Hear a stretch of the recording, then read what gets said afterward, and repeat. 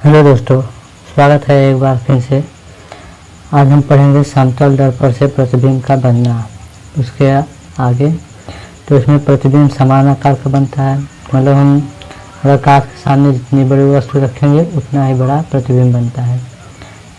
उसके बाद देखिए, प्रतिबिंब दर्पण से उतनी ही दूरी पर बनता है जितनी दूरी वस्तु होती है।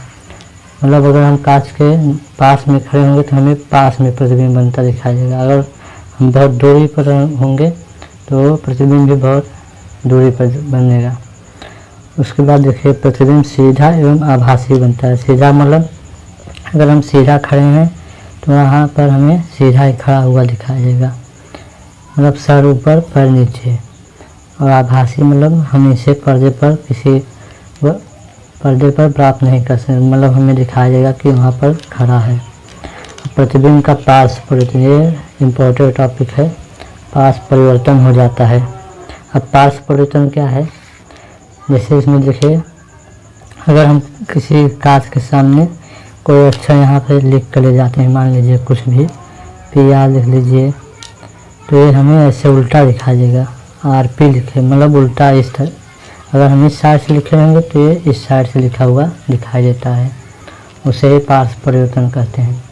यहाँ देखिए, प्रतिबिंब अगर यहाँ पर वस्तु दर्पण से x दूरी पर है तो प्रतिबिंब भी कहाँ पर x दूरी पर बनेगा।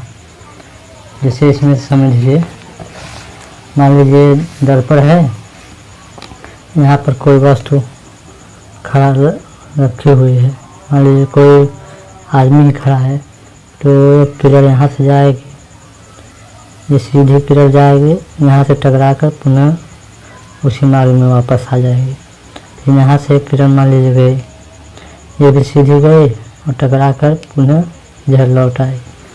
और एक किरण हमें और भी चाहिए, मान लीजिए हम यहाँ इसके सिर से इधर ले जाते हैं, ये ऐसे गई तो ये टकराकर किधर जाएगी, इस दिशा में। उसी प्रकार ये भी इधर से इधर गई, यहाँ से टकरा कर इधर लौट आएगी। जैसे हम गेट को फेंकते हैं उसी तरह। ऐसे हम अगर पीछे मिलाएंगे तो कैसा बनेगा, ये गई, इसे मिलाइए यहाँ पर, फिर इसे मिलाइए, ये देखिए, ये ऊपर वाला किरण ऊपर ही और नीचे वाली किरण नीचे ही। यहाँ पर हमें ये मान लीजिए ऑब्जेक्ट है ओ डैश, यहाँ पर आई डैश इमेज मिलेगा। तो यहाँ पर देखिए, अगर यहाँ पर x दूरी पर है तो यहाँ पर भी उतनी ही दूरी पर बनेगा, x दूरी पर। अगर 2 मीटर दूरी पर है तो यहाँ पर भी 2 मीटर की दूरी पर ही बनेगा।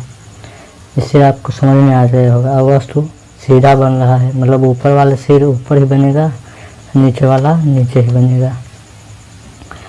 पार्श्व परिवर्तन वाला देखिए, आगे दिखाते हैं हम इस टॉपिक में। देख लीजिए यहाँ पर, हाँ, इसकी ऊंचाई भी है, मतलब ये जितनी लंबाई होगी उतनी ही लंबी होगी। अगर ये 2 फुट का है तो ये 2 फुट का भी इसमें भी दिखाई देगा। आगे देखिए, समतल दर्पण द्वारा पार्श्व परिवर्तन। तो पार्श्व परिवर्तन समतल दर्पण किन अक्षों का कर देता है। मान लीजिए हम 3 अक्ष लेते हैं, x, y और z अक्ष रखते हैं समतल दर्पण के सामने। यहाँ पर देखिए क्या है, यदि समतल दर्पण के सामने तीनों अक्षों को रखा जाए, मतलब x, y और z को रखा जाए, तो उस अक्ष में कोई परिवर्तन नहीं होता जो दर्पण के समानांतर है। मतलब अगर दर्पण के समानांतर ये दर्पण है, इसके समानांतर ये, तो इसमें कोई परिवर्तन नहीं होगा, ये सीधा ही रहेगा। तथा उनकी दिशा उलट जाती है जो दर्पण के लंबवत होते हैं। ये दर्पण है, इसके लंबवत अगर ये है तो इसकी दिशा देखिए, यहाँ पर ऐसे होना चाहिए, लेकिन नहीं, ये इस तरफ हो जाएगा। मतलब अगर हम कांच में उंगली दिखाएंगे तो भी हमें सीधा उलटकर हमें भी उंगली दिखाएगा। इसे तो इस घटना को समतल दर्पण का पार्श्व परिवर्तन कहते हैं। जैसे यहाँ पर देखिए, ये दर्पण के समानांतर है तो इसमें कोई परिवर्तन नहीं हो रहा है। उसी तरह ये दर्पण के लंबवत है, इसके लंबवत है ना, तो ये इधर रहना चाहिए, लेकिन ये उल्टा दिखाई देगा। वो हम उसे उंगली दिखाएंगे तो वो भी हमें भी उंगली दिखाएगा। इसमें देखिए एक नोट पॉइंट है, समतल दर्पण अंग्रेजी के 11 अक्षरों का पार्श्व परिवर्तन नहीं करता। इसके लिए ये देखिए एक ट्रिक है याद करने के लिए। कौन कौन? वाह मिक्सी आउट विथ, मतलब WAH और MIXY और OUT वी, मतलब ये हमें आसान लगता है, आप चाहे जो भी बना सकते हैं ठीक। तो आप मिक्सी आउट भी इन 11 अक्षरों का अगर दर्पण के सामने रखेंगे तो ये सीधा ही दिखाएगा, इसका पार्श्व परिवर्तन नहीं होगा। आप इसे करके देखिएगा, लिखकर और आने में देखिएगा। वाह मतलब W लिखिएगा, A लिखिएगा, H लिखिएगा, पूरा अक्षर नहीं लिखिएगा, नहीं तो उल्टा दिखाएगा। आप करके देखिएगा। उसके बाद देखिए गोली दर्पण।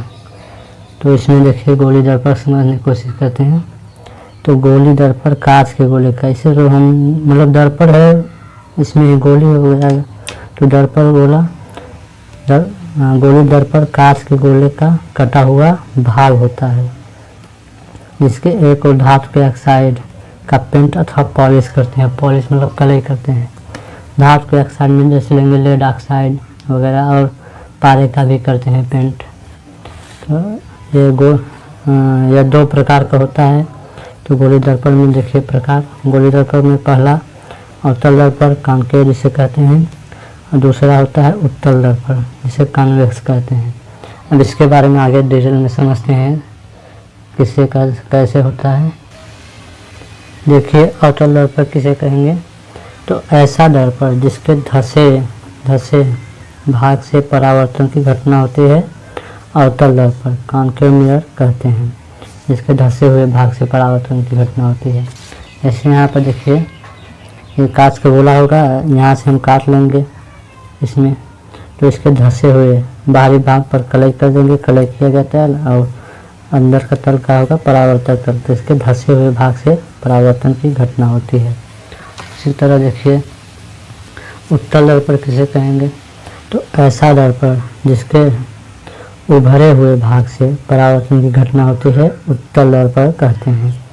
यहाँ जैसे देखिए इसे हम यहाँ से काट रहे थे, इस उत्तल दर्पण को यहाँ से काट लेंगे, यहाँ से इसे अंदर से कलई कर देंगे और बाहर से प्रकाश का परावर्तन होगा।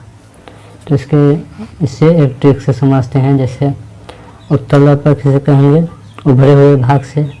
तो उत्तल में क्या आ रहा है?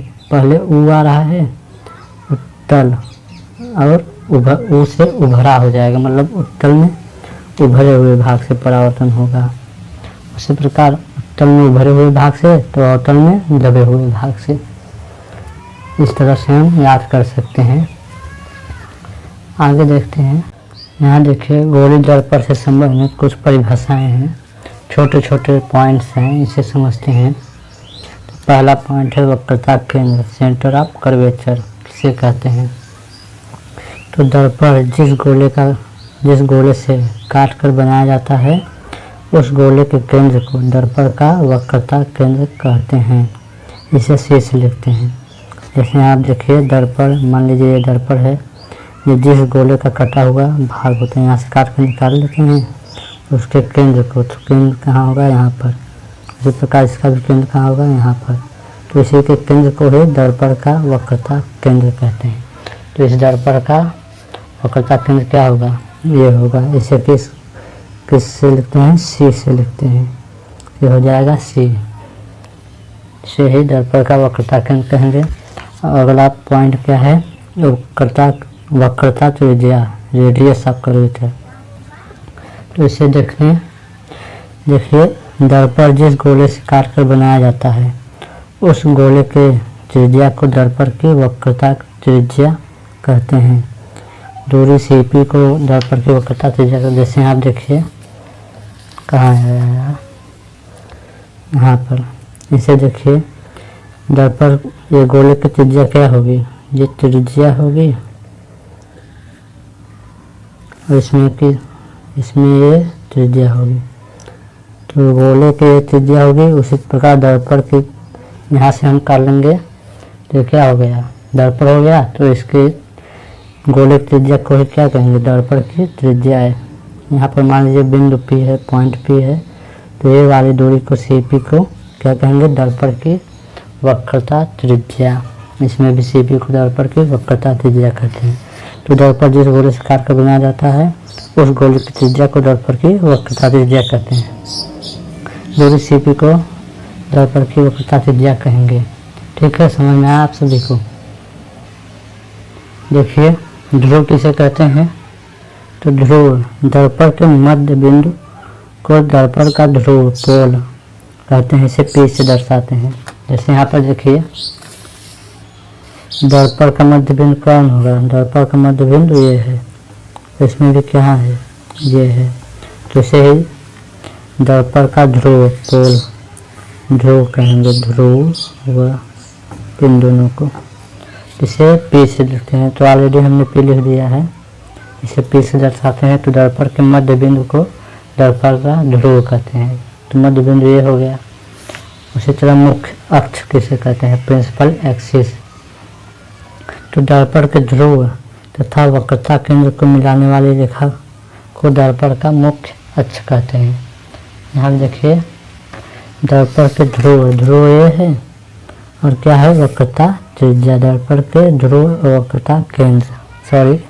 वक्रता केंद्र को मिलाने वाली रेखा को मुख्य अक्ष कहते हैं। तो दर्पण का ध्रुव हो गया और वक्रता केंद्र को मिलाने वाली रेखा को दर्पण का ध्रुव कहते हैं। इसे हम चाहे जितना लंबा खींच सकते हैं, मान लीजिए इतना लंबा हम खींच दें, नहीं तो ये त्रिज्या आप लोग कहते त्रिज्या है। उसी प्रकार इसे भी हम यहाँ आगे इस तरफ खींचेंगे, यहाँ इसे, तो इसे क्या कहेंगे, मुख्य अक्ष, प्रिंसिपल एक्सिस। C तथा P को मिलाने वाली रेखा को मुख्य अक्ष, प्रिंसिपल एक्सिस, इन दोनों को। और आगे देखिए मुख्य फोकस, प्रिंसिपल फोकस। इसे थोड़ा समझने की कोशिश करिए, ये थोड़ा समझने लायक है। तो दर्पण के मुख्य अक्ष के समांतर आने वाली प्रकाश किरणें, तो दर्पण के मुख्य अक्ष प्रिंसिपल एक्सिस के पैरेलल समांतर आने वाली किरणें परावर्तन के पश्चात मुख्य फोकस के जिस बिंदु पर मिलती है, मुख्य अक्ष के जिस बिंदु पर मिलती हैं, तो किसमें मिलती है, अवतल दर्पण पर मिलती है या मिलती हुई प्रतीत होती हैं। कि प्रतीत किसमें होती है, उत्तल दर्पण में। उसे दर्पण का मुख्य फोकस कहते हैं। जैसे यहाँ पर देखिए इसमें, इस वाले टॉपिक में यहाँ पर देखिए यह है दर्पण का मुख्य अक्ष और इसके समांतर किरण ये सब आ रही है। तो मुख्य अक्ष के समांतर आने वाली किरणें परावर्तन के पश्चात ये इधर परावर्तित हो जाएंगे, इधर ये वाले किरण इधर परावर्तित हो जाएंगे। तो परावर्तन के पश्चात जिस बिंदु पर मिलती हैं, तो अवतल दर्पण में तो मिलती हैं, मुख्य अक्ष के जिस बिंदु पर मिलती हैं अथवा मिलती हुई प्रतीत होती हैं, तो उत्तल दर्पण में क्या होती है, मिलती हुई प्रतीत होती हैं। इधर तो ये सब किरणें इधर चली जा रही हैं, तो अगर हम पीछे की तरफ मिलाएंगे तो प्रतीत होती है, मिल जाती हैं। तो इसे मुख्य फोकस कहते हैं। इसमें देखिए जैसे ये मुख्य अक्ष है, इसके समांतर मान लीजिए किरण ये आ रही है, ये किरण ये टकरा कर परावर्तन के पश्चात कहाँ जाएगी, ऐसे जाएगी, ये इधर यहाँ पर आएगी। तो कहाँ पर मिलेगी, यहाँ पर मिलती है। और इसमें देखिए अगर यहाँ पर जाएगी ऐसे, तो टकरा कर फिर इधर चली जाएगी। ये किरण मान लीजिए एक और डाल दीजिए, यहाँ से आएगी, टकरा कर इधर चली जाएगी। ओके, समझ में आ रहा है नहीं आप सभी? तो इसे हम पीछे की तरफ मिलाएंगे, इधर तो कहीं मिलेगा नहीं, ये सीधे इधर निकल जाएगा, ये वाला इधर निकल जाएगा। तो पीछे की तरफ जब हम मिलाएंगे तो यहाँ पर मिलती है। इसे है मुख्य फोकस या फोकस भी कभी कभी बोलते हैं फोकस, इसे आपसे लिखते हैं। तो इसे क्या कहेंगे, मुख्य फोकस। अवतल दर्पण में मिलती हैं और उत्तल में मिलती हुई प्रतीत होती हैं। इसी प्रकार फोकस दूरी किसे कहेंगे, फोकल लेंथ। तो दर्पण के ध्रुव तथा फोकस के बीच की दूरी को फोकस दूरी, फोकल लेंथ कहते हैं, इसे आपसे लिखते हैं। इसे स्मॉल एफ से लिखते हैं। तो देखिए दर्पण के थ्रू ये है, अब फोकस, मुख्य फोकस यहाँ है, इन दोनों के बीच की दूरी को क्या कहेंगे? फोकस दूरी। जैसे यहाँ पर ये इन दोनों के बीच की दूरी को फोकस दूरी से क्या कहेंगे? ये दूरी को फोकस दूरी कहेंगे, इसे स्मॉल एफ से लिखते हैं। इसमें भी यहाँ पर इन दोनों के बीच की दूरी को फोकस दूरी कहेंगे। ठीक है, ये दिखाई नहीं हुआ, तो इन दोनों के बीच की दूरी को फोकस दूरी कहते हैं। पी और एफ के इसी प्रकार देखिए, फोकस तल है ना, फोकल प्लेन। देखिए फोकस तल किसे कहेंगे? Focal plane. तो दर्पण के मुख्य फोकस से होकर जाने वाली तथा मुख्य अक्ष के लंबवत, मुख्य अक्ष के लंबवत रेखा को फोकस तल कहते हैं। तो मुख्य फोकस कौन सा है? ये है मुख्य फोकस तथा मुख्य अक्ष के लंबवत। मान लीजिए ये अगर इस रेखा खींचेंगे तो ये हो जाएगा मुख्य फोकस, फोकस तल हो जाएगा। इसी प्रकार से भी अगर यहाँ से खींचेंगे तो इसे क्या कहेंगे? फोकस तल, फोकल प्लेन।